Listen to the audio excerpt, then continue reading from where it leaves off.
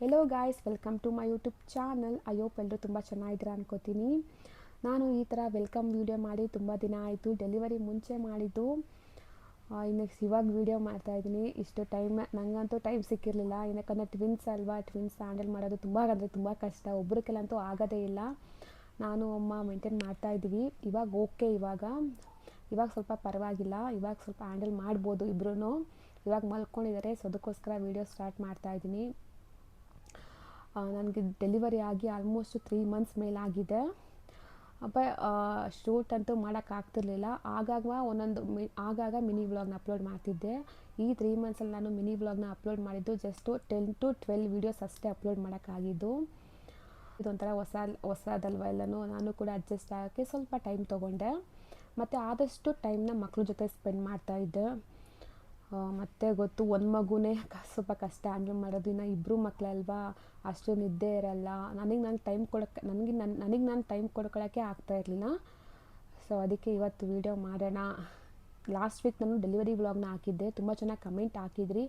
ಡೆಲಿವರಿದು bill, ಹಾಸ್ಪಿಟಲ್ದು bill ಎಷ್ಟಾಯಿತು, ಮತ್ತು single ಪ್ಲಾಸೆಂಟನ, double ಪ್ಲಾಸೆಂಟನ, cervical stitches ಆಗಿದೆಯಾ ಅಂತ ತುಂಬ ಚೆನ್ನಾಗಿ ಕಮೆಂಟ್ ಹಾಕಿದ್ರಿ. ಸೊ ಅದಕ್ಕೋಸ್ಕರ ಇವತ್ತೆಲ್ಲ ಕ್ಲಾರಿಟಿ ಕೊಡೋಣ ಅಂದ್ಬಿಟ್ಟು ವೀಡಿಯೋ ಮಾಡ್ತಿದ್ದೀನಿ. ಈ ವಿಡಿಯೋದಲ್ಲಿ ಕಂಪ್ಲೀಟ್ ಡೀಟೇಲ್ಸ್ನ ಕೊಡ್ತೀನಿ. ನಾನು ಫಸ್ಟ್ ಟೈಮ್ ಅಂತಿಂದ ಮಾತೃಶ್ರೀ ಹಾಸ್ಪಿಟಲ್ ನೆಲಮಂಗಲದಲ್ಲಿ ತೋರಿಸಿದ್ದು. ನನಗೆ ಕನ್ಫರ್ಮ್ ಆದಾಗ ಒಂದು ಸ್ಕ್ಯಾನಿಂಗ್ ಮಾಡಿಸಿದ್ವಿ. ಪ್ರೆಗ್ನೆನ್ಸಿ ಕನ್ಫರ್ಮ್ ಆದಾಗ ಆವಾಗ 1800 ರೂಪೀಸ್ ಥರ ಚಾರ್ಜ್ ಪೇ ಮಾಡಿದ್ವಿ ಸ್ಕ್ಯಾನಿಂಗ್ಗೆ. ಅದಾದಮೇಲೆ ತರ್ಡ್ ಮಂತಿಗೊಂದು ಸ್ಕ್ಯಾನಿಂಗ್ ಮಾಡಿಸಿದ್ವಿ. ಆವಾಗ ತರ್ಡ್ ಮಂತಿಗೊಂದು ಸ್ಕ್ಯಾನಿಂಗ್ ಮಾಡಿಸಿದ್ವಿ. ಅವರು ಬೇರೆ ಕಡೆ ಬರ್ಕೊಟ್ರು ಸ್ಕ್ಯಾನಿಂಗ್ಗೆ. ವಿವೇಕ ಸ್ಕ್ಯಾನಿಂಗ್ ಅಂತ ಇದೆ ದಾಸರಳ್ಳಿಯಲ್ಲಿ, ಅಲ್ಲಿ ಮಾಡಿಸಿದ್ವಿ. ಆವಾಗ ಇಬ್ಬರಿಗೆ ಚಾರ್ಜಸ್ ಮಾಡಿದ್ದು 3000 ರೂಪಾಯಿ ಚಾರ್ಜಸ್ ಮಾಡಿದ್ರು. ಮತ್ತು ತರ್ಡ್ ಮಂತಲ್ಲೇ ನನಗೆ ಬ್ಲಡ್ ಚೆಕಪ್ ಕೂಡ ಮಾಡಿದ್ರು. ಆವಾಗ 2500 ರೂಪೀಸ್ ಥರ ಆಯಿತು. ಅದಾದಮೇಲೆ 6 ಮಂತಿಗೊಂದು ಸ್ಕ್ಯಾನಿಂಗ್ ಮಾಡಿಸಿದ್ವಿ. ಆವಾಗಲೂ ಕೂಡ ಅಷ್ಟೇ 3500 ರೂಪೀಸ್ ಆಯಿತು ಅನ್ಕೋತೀನಿ. ಆವಾಗಲೂ ಅಷ್ಟೇ 3500 ರೂಪೀಸ್ ಒಳಗಡೆ ಇತ್ತು ಇಬ್ರಿಗೂ. ಮತ್ತು 7 ಮಂತ್ ಎಂಡಿಂಗಲ್ಲಿ ಗ್ರೋತ್ ಸ್ಕ್ಯಾನಿಂಗ್ ಮಾಡಿಸಿದಾಗ 6000 ರೂಪೀಸ್ ಆಗಿತ್ತು. ಅದೇ ನಂದು ಹೈಯೆಸ್ಟ್ ಅಮೌಂಟು ಸ್ಕ್ಯಾನಿಂಗ್ ಅಂತ ನಾವು ಪೇ ಮಾಡಿದ್ದು, ಅದು ಇಬ್ರಿಗೂ. ಮತ್ತು ಆವಾಗಲೂ ಕೂಡ ನಾವು ಬ್ಲಡ್ ಚೆಕಪ್ ಮಾಡಿಸಿದ್ವಿ. ಆವಾಗಲೂ ಅಷ್ಟೇ 2500 ರೂಪೀಸ್ ಆಗಿತ್ತು ಬ್ಲಡ್ ಚೆಕಪ್ಗೆ.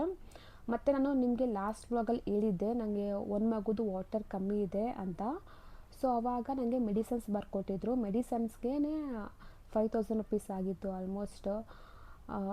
ಅದಾದಮೇಲೆ ನನಗೆ 7 ಮಂತ್ಸ್ಗೆ ಸೀಮಂತ ಮಾಡಿದ್ರು.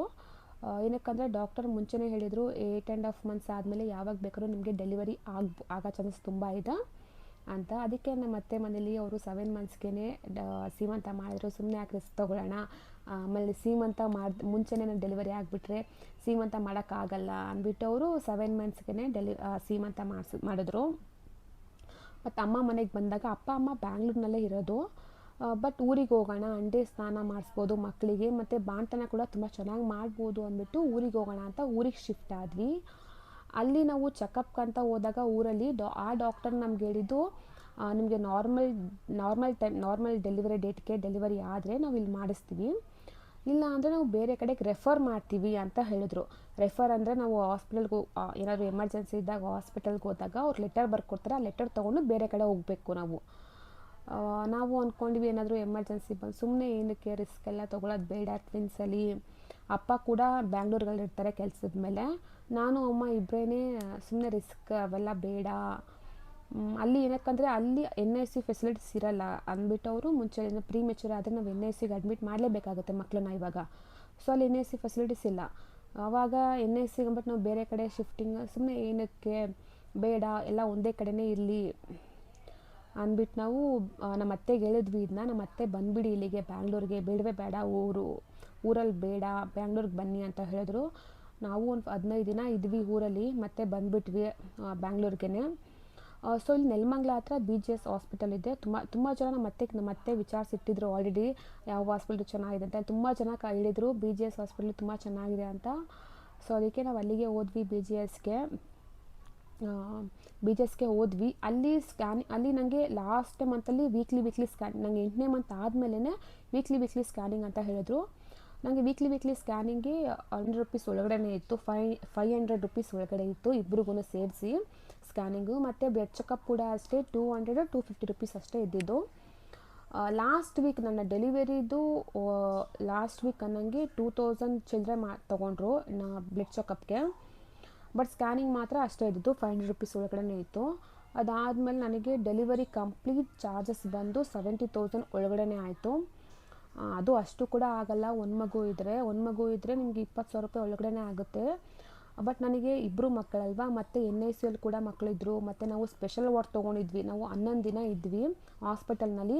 11 ದಿನ ಕೂಡ ಸ್ಪೆಷಲ್ ವಾರ್ಡಲ್ಲೇ ಇದ್ವಲ್ವಾ, ಅಲ್ಲಿ ಸ್ಪೆಷಲ್ ವಾರ್ಡಿಗೆ ಒಂದು AC ರೂಮ್ಗೆ 2,500 ರೂಪಾಯಿ ಥರ ಚಾರ್ಜಸ್ ಮಾಡ್ತಾರೆ, ನಾನ್ ACಗೆ 2,000 ರೂಪಾಯಿ ಥರ ಚಾರ್ಜಸ್ ಮಾಡ್ತಾರೆ. ನಾವು 11 ದಿನ ಕೂಡ ಇದ್ವಿ. ನಮ್ಮದು ಕಂಪ್ಲೀಟ್ 11 ಡೇಸ್ಗೆ ಬರೀ ರೂಮ್ ಚಾರ್ಜಸ್ಸೇ 22,000 ರೂಪಾಯಿ ಥರ ಆಗಿತ್ತು. ಮತ್ತು NICUನಲ್ಲಿ ನಮ್ಮ ಒಂದು ಮಗು ಬಂದು 2 ಡೇಸ್ ಇತ್ತು, ಇನ್ನೊಂದು ಮಗು ಬಂದು 5 ಡೇಸ್ ಇತ್ತು. ಸೊ ಒನ್ ಡೇಗೆ NICUಗೆ 1,500 ರುಪೀಸ್ ಥರ ಚಾರ್ಜಸ್ ಮಾಡ್ತಾರೆ.